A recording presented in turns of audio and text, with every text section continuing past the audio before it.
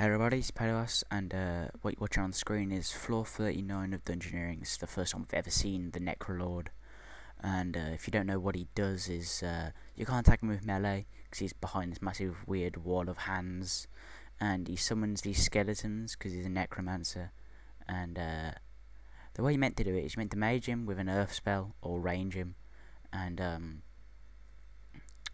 when the skeletons spawn, because you're prone against mage, they're pretty accurate, and they'll mess you up. They mess me up quite a bit. I think I died 3 times and end up losing about 3 or 4k XP because of it, which is kind of annoying, but I can't really complain seeing as how it's still 11k off a floor, which is a lot better than anything I've had previously.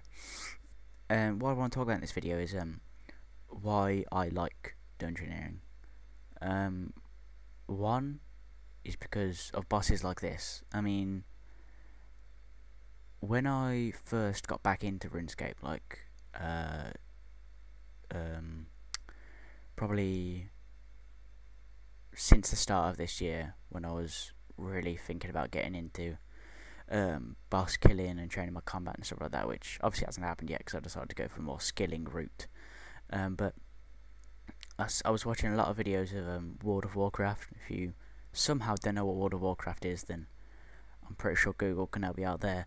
And part of like what's called the end game content of World of Warcraft is the raids, and it's like a big long dungeon effectively, where at the end, where there will usually be a couple of bosses at the end, and they'll be like ridiculous. You'll need like 20 people just to kill him, and obviously, the only equivalent on surface RuneScape is stuff like the Corporal Beast and Nex and the God Wars bosses and stuff like that.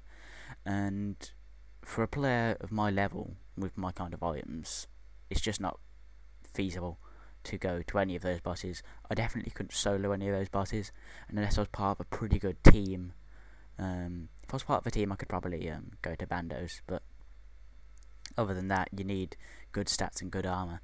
And dungeoneering is just like, you go in there, doesn't matter what you go in there with, you gain all of your items and stuff whilst you're in the dungeon.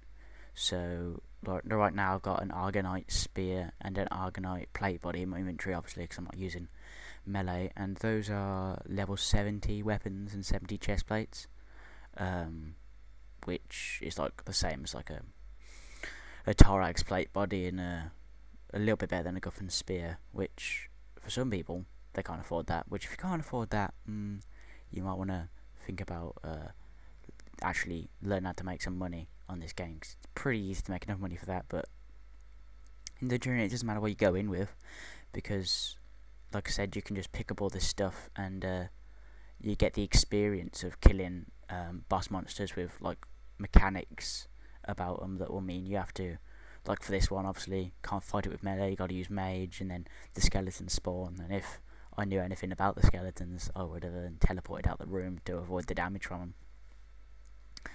And another reason why I like dungeoneering is because it's kind of like a learning experience, because I didn't know the amount of times that I've like gone into my first encounter with a boss in dungeoneering and thought to myself, how is it possible that you can kill this in one trip?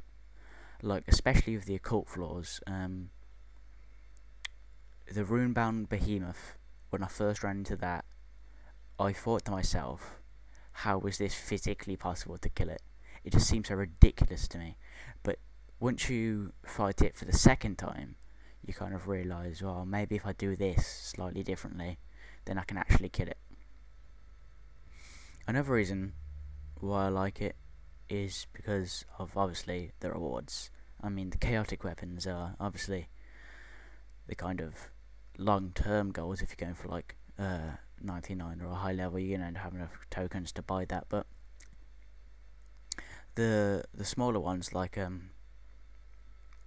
the Bone Crusher, the Herbicide, the Prayers, the Scrolls, those are things which just change the rest of RuneScape permanently in most cases, in a way that's just completely different to anything else. And it's in some ways, Dungeoneering, a lot of people when it first came out complained that it was too much like a mini game, but it's a mini game with rewards that are on a different level to any other rewards. I mean, other than Void or a Fire Cape, most other mini game rewards are either temporary or not that good, but for a long time. And with Dungeoneering, with all these scrolls and weapons and stuff that are permanent, it means that there's a genuine reason to do Dungeoneering, other than like if you're just going for max. And right now, as it stands, I have 50 sorry about that, I have 57k tokens, and just today I must have earned about it's got to be close to 10k of those tokens, because I never used to rush floors. The only time I'd rush floors before this was when it was the double tokens and double XP weekend. I thought it was just for Saturday and Sunday. It's actually for the Monday, and it was getting late on the Sunday, and I thought I can either do a couple of small floors like in the Abandons, or I can rush up to my final occult floor that I just unlocked and do that on medium and get some extra XP for that. So I'll rush through that and end up getting 25k XP off of doing that, which was pretty good. It's the highest amount of XP I've ever had off one dungeon. But now I've realised that rushing is the best way to do it. You can spend like an hour and a half or an hour rushing the first 30 floors.